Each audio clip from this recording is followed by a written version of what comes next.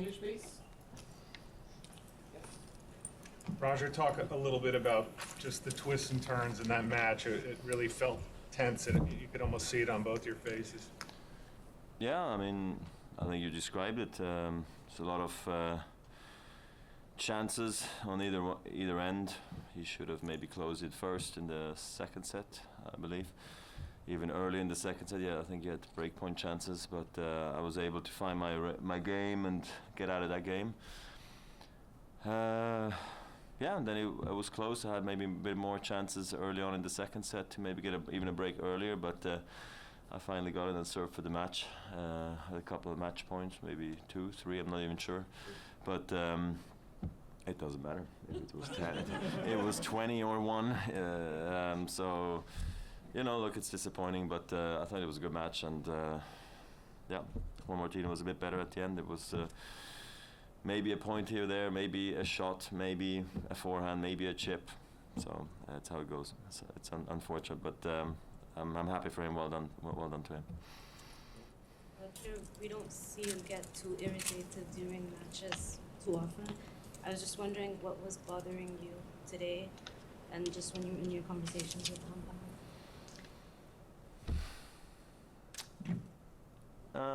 I don't even remember half of it, to be honest. I don't want to get into the details, you know, and I think I was just trying to pump myself up more, you know, to get energy for me. So yeah, that's basically it. I really don't want to get into it. That had no effect on the outcome of the match. I think we both, you know, went after the umpire for different reasons or the same reasons in different moments. So he's got a tough job sometimes, and sometimes not. So depends on how you take it. Yeah. Any particular reason for the birdie look this week? No. No? Next question.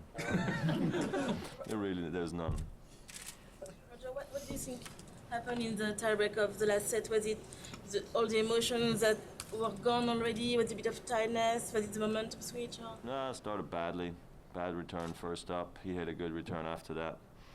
I don't know. Just probably took some wrong decisions, you know, along the way. I lost my serve a little bit.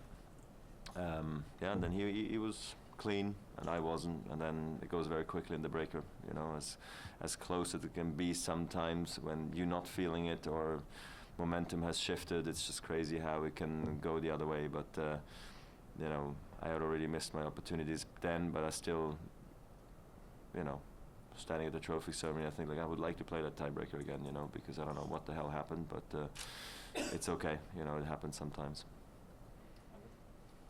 Yeah, Roger, you played Del Potro, I think, 4 times last year. What are some of the subtle differences in his game since he's really come back to the tour? What the differences are? Yeah, like has he changed his game up since he, you know, went out with the wrist surgeries? I mean, he's been back a while now, hasn't he? Has he Yeah. not been back for like almost 2 years now? So, yeah, I mean, look, in the beginning he was chipping a lot, and for quite a while actually. I was surprised how long it took him to get more and more confident, you know, coming over. But I feel like he's finally there. I mean, only he will answer you the question later on when he comes in. You can ask him, but I feel like he looks good on the backhand now, basically to his old self, really. So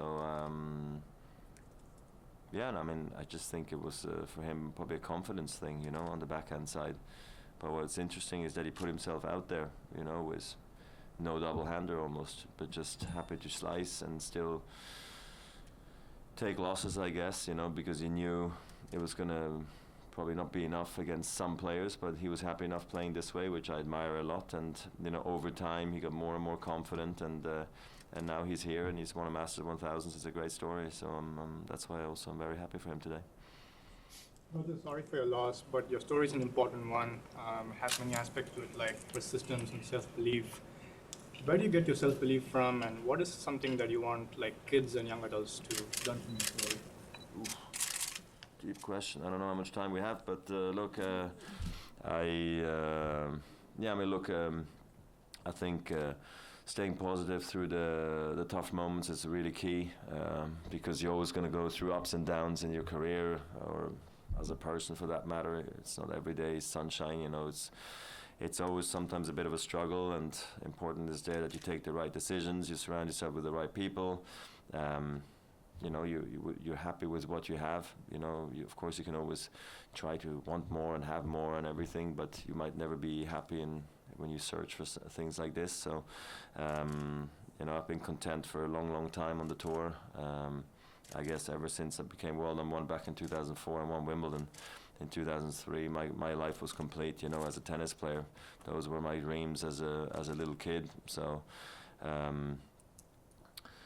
that's why retirement can wait, and I'm just really enjoying the ride, you know. And yeah, I'm really having a good time on the tour. And I think by having had you know, problems of my own in 16, I think maybe people saw it. Hasn't always come easy for me as well, because people like to see the easy part, you know, how I make it look easy. But it's not always like that. For nobody it's like that at the top. So yeah, it's a good story, and when I can inspire people and motivate people through my story, that's obviously a great thing. Do you think you grew as a man and in your appreciation of tennis when you were off for all those months? Yeah, I don't think so. I think I appreciate more the guys who have been hurt, you know, because I was in that position now. Because that's the part I didn't quite understand, you know, when guys had to do surgery and rehab, you know, what you go through. You can't put yourself into their position if you've never had it. So I think that's, I definitely have a big appreciations for what you go through when you are hurt. Roger, you have a very strong record against him.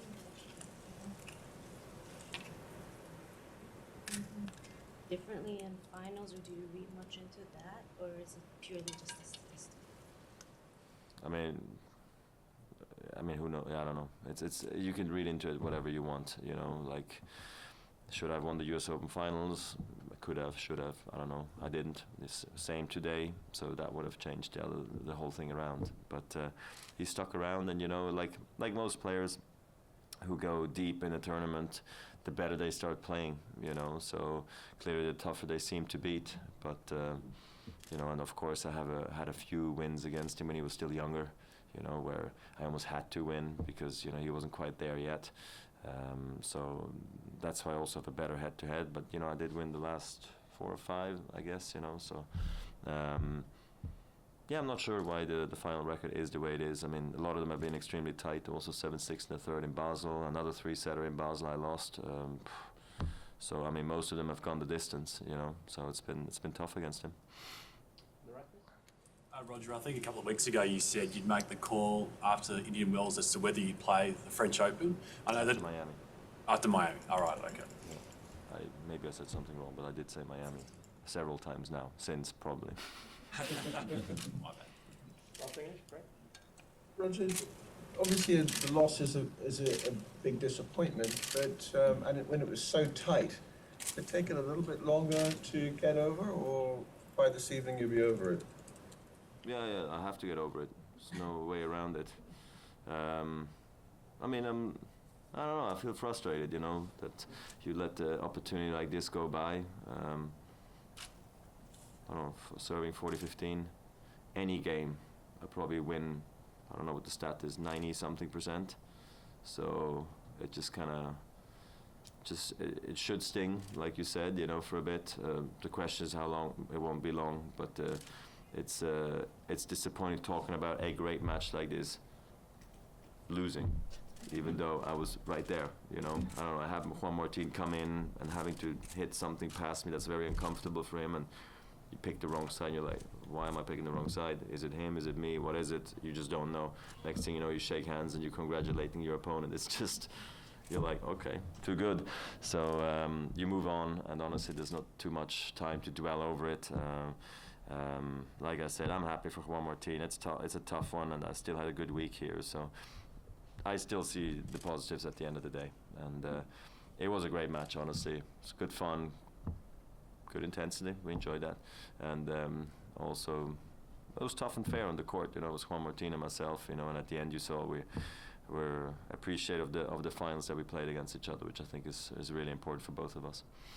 Thanks, everyone. Swiss press, please. Yeah, thank you guys.